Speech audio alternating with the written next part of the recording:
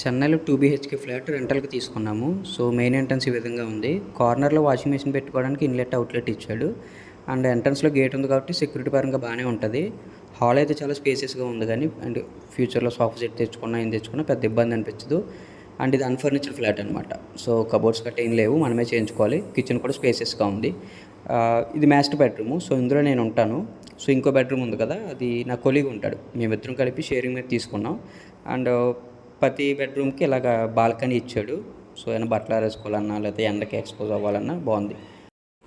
హాల్కి అటాచ్ అయిన bathroom Indian స్టైల్లో ఇచ్చాడు. అలాగే బెడ్రూమ్కి అటాచ్ అయిన బాత్రూమ్ వెస్ట్రన్ స్టైల్లో ఇచ్చాడు. అది నా కొలీగ్ యూజ్ చేసుకుంటాడు. అండ్ ఇది అన్ఫర్నిచర్డ్ ఫ్లాట్ కదా, సో కావాల్సిన ఐటమ్స్ అన్నీ మేమే కొనుక్కుంటున్నాం. అంటే ఏసీ కానీ, వాషింగ్ మెషిన్ కానీ, ఫ్రిడ్జ్ కానీ, బెడ్, సో ఇటువంటి థింగ్స్ అన్నీ మేమే కొనుక్కుంటున్నాం. అండ్ రెంటల్ విషయానికి వస్తే ఇది 15,000 per month, 2,000 మెయింటెనెన్స్. అది వాటర్ కోసం అనమాట.